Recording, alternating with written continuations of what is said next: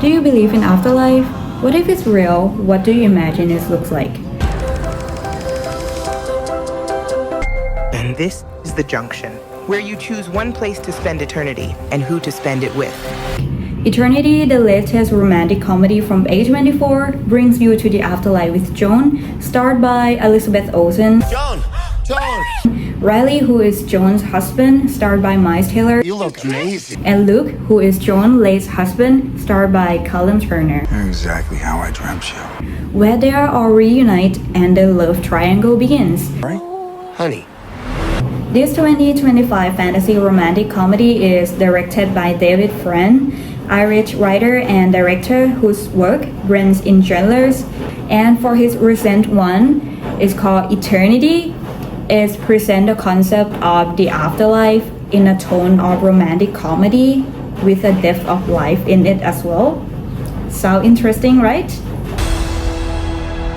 I know this is a lot, but don't worry, I've been doing the research. It's a very enjoyable film with a perfect blend of humor, sadness, and sweetness. The cinematography of this film is excellent. Many scenes are artistic in various aspects, both visually and audibly. Everything blends together harmoniously. Because of its fantasy element, the special effects were beautiful and captivating. From the scenery to the unexpected events, everything was visually stunning. I'm quite sure that everyone who gets to see this film would talk about color grading, or at least mention how beautiful the shots, the colors, or the cinematography are. And from what I noticed is that the colors in the afterlife scenes are quite more vibrant, depicting the idea and the theme of the film that after death, you are returning to the form of your happiest self in life. The film uses color to convey the emotions of both the characters and their settings. For example, Luke's clothing is predominantly deep blue, while blue can represent calmness and stability. Its cool tone also evokes feelings of coldness and distance. This might reflecting the emotional gap between Luke and Joan. Furthermore, blue is the opposite of yellow, the color of warmth. When Joan is with Luke, her clothing is also blue. Although she wears a yellow undershirt with red buttons, they are barely noticeable against the deep blue that surrounds her. In contrast, Larry's clothing is mainly yellow, symbolizing brightness, warmth, and happiness. This tone is also mirrored in Joan's clothing when she is with him. Another fascinating detail is Joan's red dress associated with vitality, life, and energy, which reflects the life she feels in Larry's present. In the end, Larry represents a warm summer for Joan, while Luke embodies a cold winter, symbolizing the distance and melancholy they experience in the world before the afterlife. The use of lighting is very effective, blending soft light with vibrant colors. There are also scenes where lighting is used to emphasize the emotion of the character and draw the audience in.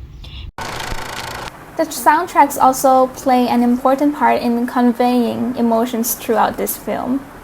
I have looked up that there are 18 original soundtracks, and each soundtrack is well written that it fits perfectly with each scene, which is obvious because they were written and made specifically for this film. But I want to talk about the one named Eternity. It sounds quite romantic and lively, which is fitting to the genre of this film. We can also hear a sound that is similar to a clock ticking.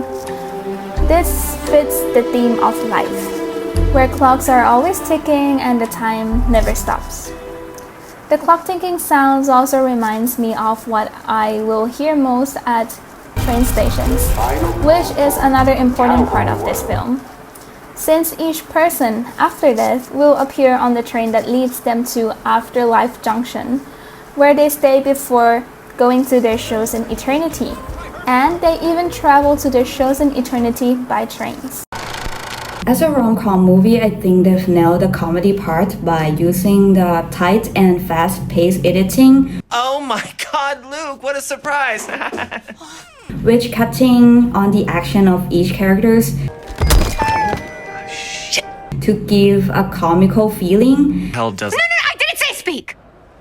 Plus the use of juxtaposition as well, which cutting between two contrasting scenes of two characters, especially Riley and Luke. Heads or tails? Heads.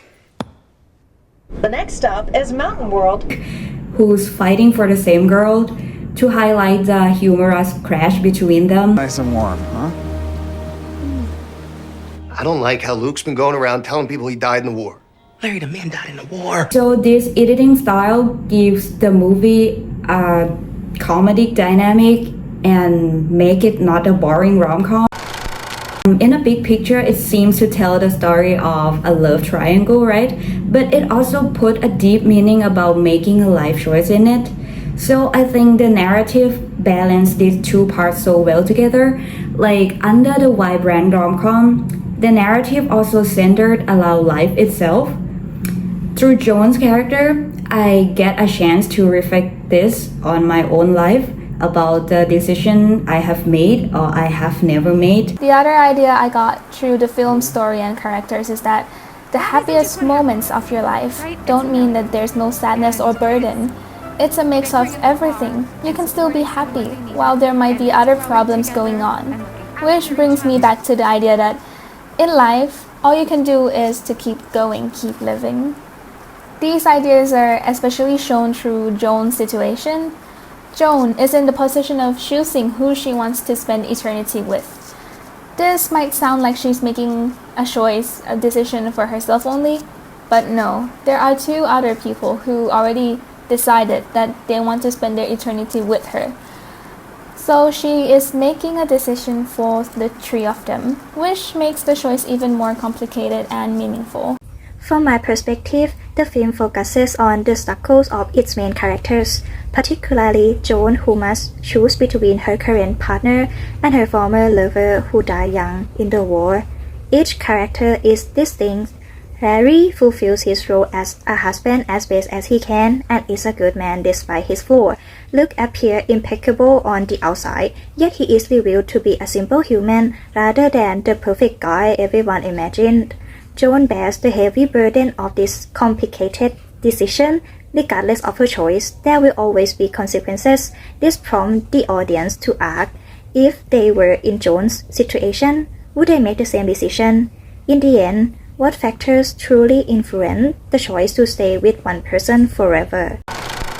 And for the afterlife concept that has been portrayed through setting, I like the way they create the setting with the artificial feeling, like using the elements like high key lighting, colorful palettes, and props. It helps give the sense of curiosity to this concept. I mean, this concept is being questioned if it's real or not, right?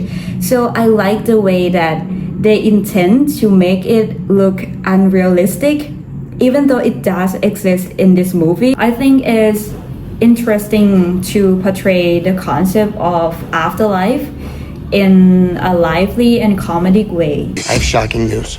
You're dead. Yeah, how'd you know? It took him forever to figure that out. You may have seen this concept in films multiple times, and most of them are in mysterious or religion-related way, right? But this one combines it with a rom-com, which give another version to the afterlife concept. Overall, I really like this movie. I rate it as the best rom-com of 2025 because it's so much fun. The plot was interesting to me. The storytelling was good. It showed character development and the actors' performance really resonated with me. This movie is a beautiful work of art. I love the abundance of humor. It was adorable. I give this movie 4 out of 5 stars. I love that this film made me cry and laugh at the same time. I particularly enjoyed the narrative tension, the use of color, and the deeper message behind the story. If you are in a relationship, bring your partner along for this one. I think once the movie ends, you will have plenty to discuss.